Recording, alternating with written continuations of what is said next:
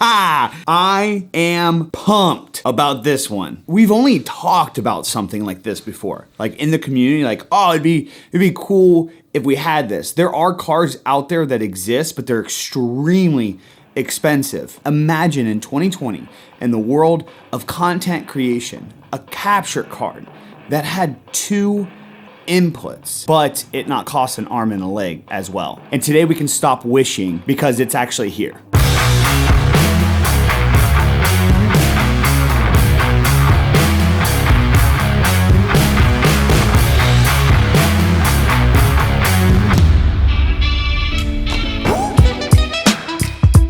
So ladies and gentlemen, today we are going to talk about the LiveGamer Duo, the new groundbreaking capture card from AVerMedia. Right out the gate, I'm going to be honest, I thought it was a little too good to be true because of the price point for this card right here, which has 4K 60p HDR pass-through, along with a 1080p 240 FPS pass-through. It's coming in at $249 USD, that is. So you can kind of understand why at first I'd be a little skeptical. Like, okay, on paper, this looks really cool, but there's no way I could plug in multiple devices like a gaming console and a DSLR, or for something that I really tested, which was 2 DSLRs, there's no way I could run those and stream, especially with somebody like me, because I stream from one computer, one beast machine. I have it all in one setup. So I thought to myself, there's no way that this can be that good. And boy, was I wrong. So the Duo is the world's first capture card with 4K HDR 60 FPS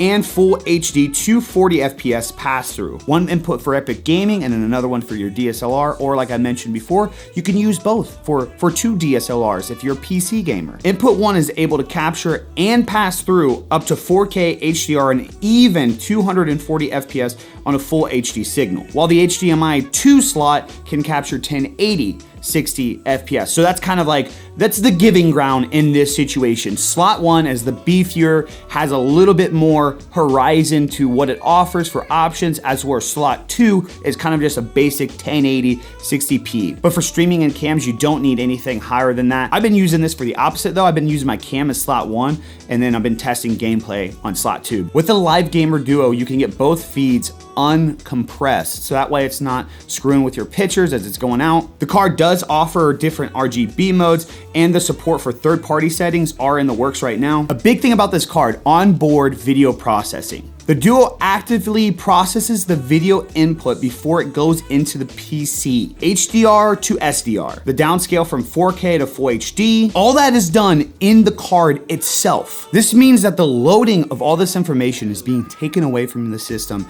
and is going through the card in itself, which is the reason why I was skeptical at first of having these 2 inputs and then going into your system and then being able to live stream on top of that, your system doing all that work, processing all that information. The card does that itself. You can get 7.1 and 5.1 surround sound with a pass-through. Another good thing about this is the RE Central app that comes with AVerMedia products. It's their kind of like recording control application for your computer. Although I don't use it, I use OBS for everything across the board that I do.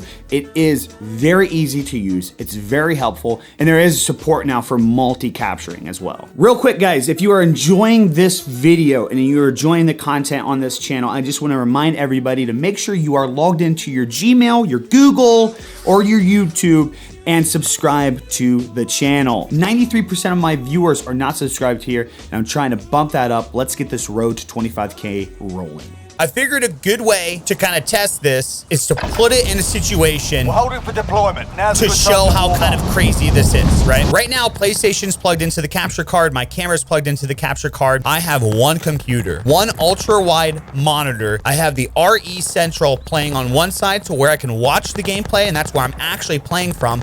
OBS is on the left side over here, and that is where I am not only recording this, I am live streaming this as well. And not only am I live streaming this, I am live streaming it at a bit rate of 10,000. Fair warning, I do not play Warzone. I may get pooped on. Okay, so flying in, average time to render a frame, 0.8 milliseconds, 60 FPS, live with 0 dropped frames to the network.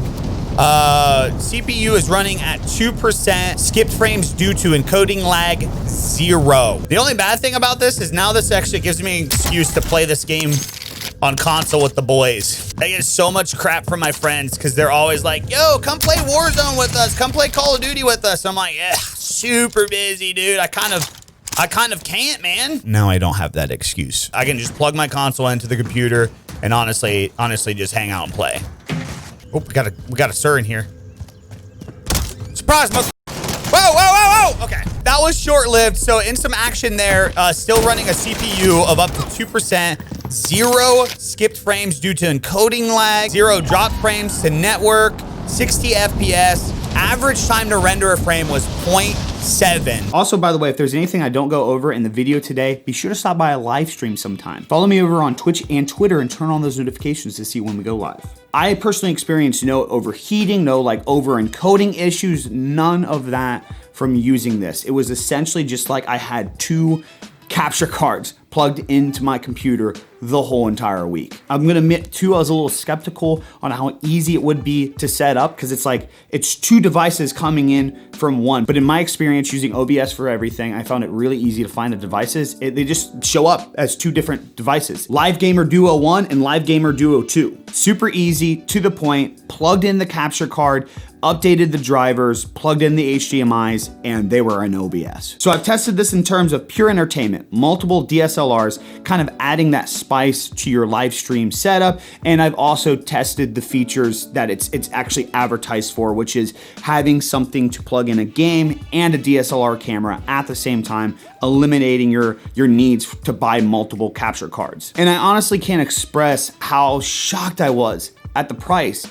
for the options that you're getting here. Essentially before, to be able to have the opportunity to receive these features, you'd have to buy a couple $100 4K capture card to have those features, or like 240 pass through. And then on top of that, you'd have to spend another $100 to $200 depending on what capture card you wanna get, and if it was pre-COVID or during COVID, to be able to have a DSLR cam. This in itself has eliminated the need to buying more things, to get more out of stuff, and also just declutter stuff as well. I am also really interested to see how people with dual PC setups can utilize this. I'm sure this is gonna be insanely helpful in those situations. But from my experience, where we are in the world of gaming and content creation, this is the new. This is the future with what we are doing. This is the introduction into the next thing that we needed in this community. So if you're looking to amp up the entertainment in your streams or simplify